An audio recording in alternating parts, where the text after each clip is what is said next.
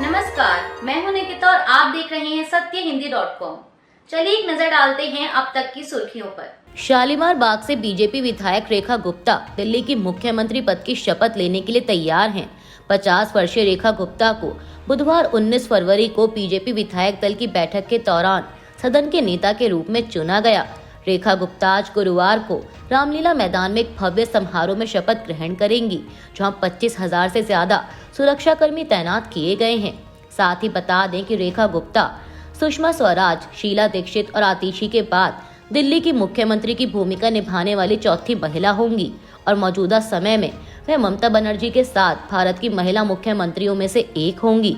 रेखा गुप्ता ने अपनी राजनीतिक यात्रा दिल्ली विश्वविद्यालय में अखिल भारतीय विद्यार्थी परिषद यानी ABVP के साथ शुरू की थी, जहां से वह दिल्ली यूनिवर्सिटी छात्र संघ की अध्यक्ष बनी।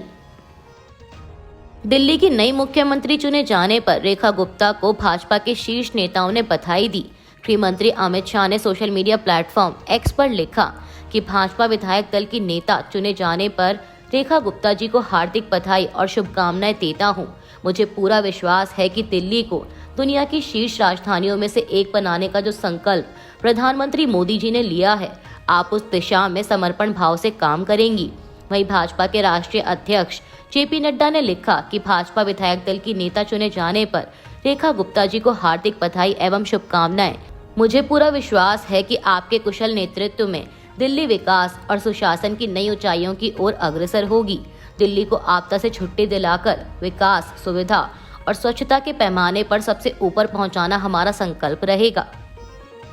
दिल्ली में मुख्यमंत्री के नाम का ऐलान होने के साथ ही भाजपा ने मंत्रियों के नाम भी तय कर लिए हैं।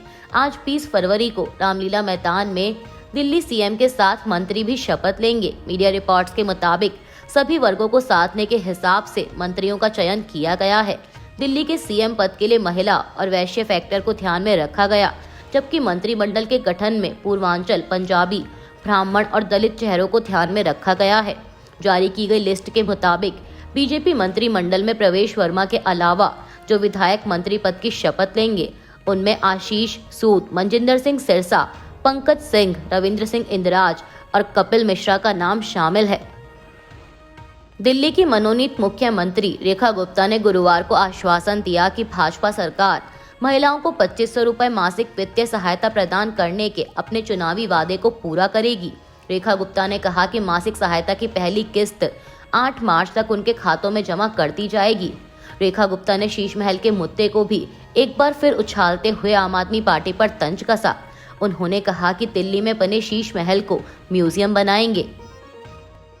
पंजाब के मुख्यमंत्री भगवंत मान ने बुधवार को कहा कि राज्य के पास किसी भी अन्य राज्य के साथ साझा करने के लिए पानी की एक बूंद भी नहीं है। मान ने यह बात पंजाब, हरियाणा और राजस्थान के बीच नदी जल विवादों के निपटारे के लिए गठित रावी ब्यास जल ट्रिब्यूनल के समक्ष कही। ट्रिब्यूनल के अध्यक्ष न्यायमूर्ति विनीत सरन, सदस्यों न्यायमूर्ति P नवीन राव और न्यायमूर्ति सुमन श्याम तथा रजिस्ट्रार रीता चोपड़ा की अगुवाई में हुई बैठक में मुख्यमंत्री ने दोहराया कि राज्य के पास किसी भी अन्य राज्य के साथ साझा करने के लिए पानी नहीं है और किसी के साथ पानी की एक बूंद भी साझा करने का सवाल ही नहीं उठता।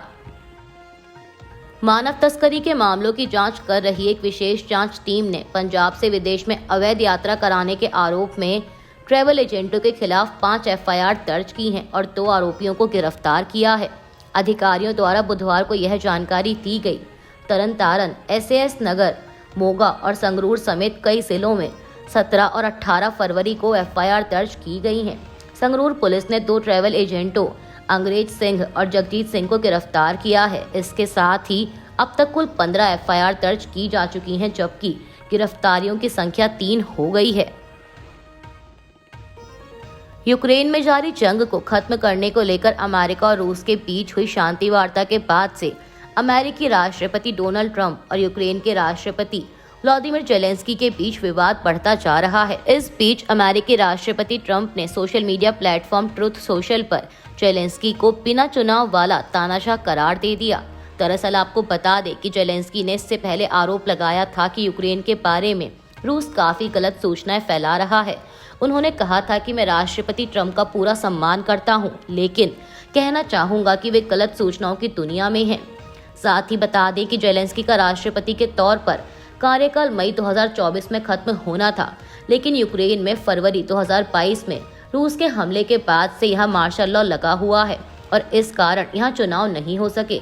अब इसी को लेकर ट्रंप ने जेलेंस्की को बिना चुनाव वाला तानाशाह करार दिया है। ट्रंप ने इससे पहले ये भी दावा किया था कि जेलेंस्की की अप्रूवल रेटिंग यानी आसान शब्दों में उनकी लोकप्रियता मात्र 4% रह गई है। हालांकि मीडिया रिपोर्ट्स में सामने आया है कि 57% यूक्रेनी लोग अभी भी राष्ट्रपति जेलेंस्की पर भरोसा करते हैं। अमेरिकी राष्ट्रपति डोनाल्ड ट्रंप के यूक्रेन के राष्ट्रपति व्लादिमीर जेलेंस्की को बिना चुनाव वाला तानाशाह कहने पर यूरोपीय देशों के नेताओं ने प्रतिक्रिया दी है। जर्मनी के चांसलर ओलाफ शॉल्स ने कहा कि ये राष्ट्रपति जेलेंस्की की लोकतांत्रिक वैधता के लिए बिल्कुल गलत और खतरनाक है।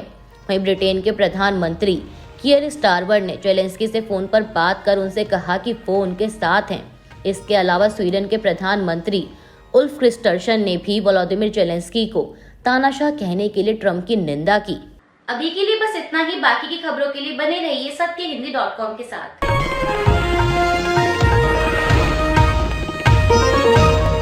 Copyright disclaimer under Section 107 of the Copyright Act 1976. Allowance is made for fair use for purposes such as criticism, comment, news reporting, scholarship, and research.